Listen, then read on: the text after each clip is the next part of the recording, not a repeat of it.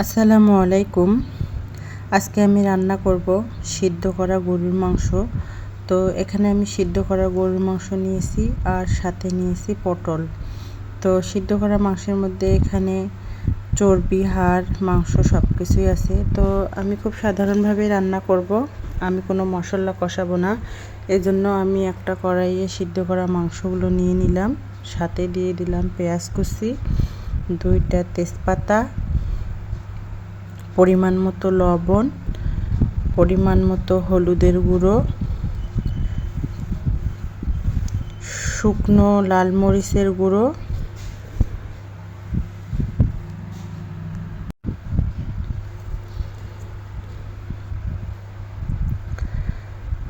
গরম মশলা দিয়ে দিলাম, ছোট এলাচ, দারুচিনি, লবঙ্গ, আর দিয়ে দিলাম গরম মশলার গুঁড়ো, পরিমাণ মতো তেল, রসুন বাটা 1 চামচ, আদা বাটা 1 চামচ। যেহেতু শুকনো মাংস আমি সামান্য একটু পানি দিয়ে দেব। পানি দিয়ে আমি সবগুলো উপকরণ চামচের সাহায্যে মিক্সড করে নেব। তো মিক্সড করে নেওয়ার পর আমি আবারও পরিমাণ মতো পানি দিয়ে দেব, যাতে মাংসগুলো ভালোভাবে সিদ্ধ হয়ে আসে। তো দেখুন, আমি ভালোভাবে ম্যারিনেট করে নিয়েছি আর পানি দিয়ে দিয়েছি। এই পানিগুলো যখন কমিয়ে আসবে তখন আমি মাংসটা কষিয়ে নেব। তো এখন আমি ঢাকনা দিয়ে দেব, দিয়ে আমি চুলার আঁচটা বাড়িয়ে দেব বলক আসার জন্য। তো এই দেখুন বলক চলে এসেছে। এখন আমি আবারও একটু ভালোভাবে নাড়িয়ে নিচ্ছি। তো দেখুন পানিটাও অনেকটা কমিয়ে এসেছে, আমি আরও একটু কমিয়ে নেব। আর এই সিদ্ধ করা গরুর মাংস যদি এভাবে রান্না করা হয় তাহলে খেতে খুবই ভালো লাগে। আমি সাধারণত এভাবেই রান্না করি। তো এই দেখুন মাংসের পানিটা অনেকটাই কমিয়ে এসেছে। তো এখন আমি কেটে ধুয়ে রাখা পটলগুলো দিয়ে দেব।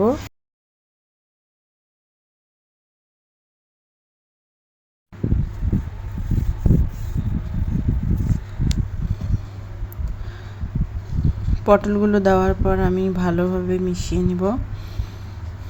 এই যে দেখুন ভালোভাবে মিশিয়ে নিচ্ছি। এভাবে নেড়ে চেড়ে আমি আবারও ঢেকে দেব, যাতে পটলটা ভালোভাবে সিদ্ধ হয়ে আসে। আর এই সিদ্ধ করা গরুর মাংস দিয়ে পটল রান্না করলে কিন্তু খুবই ভালো লাগে। আর সাথে তো চর্বি আছেই। তো এই দেখুন আমি ঢাকনা আবারও তুলে নিয়েছি, তুলে আমি মাংসটা ভালোভাবে কষিয়ে নিচ্ছি। আর মাংসের পানি যখন কমিয়ে আসে তখনই কিন্তু পটল বা আলু দিয়ে মাংসটা ভালোভাবে কষানো হয়। তো এই দেখুন পানি কমিয়ে এসেছে, নিচে কিন্তু লেগে গিয়েছে একটু একটু করে। আর পটলটাও কিন্তু অর্ধেক হয়ে এসেছে। তো এখন আমি দিয়ে দেব পরিমাণ মতো পানি।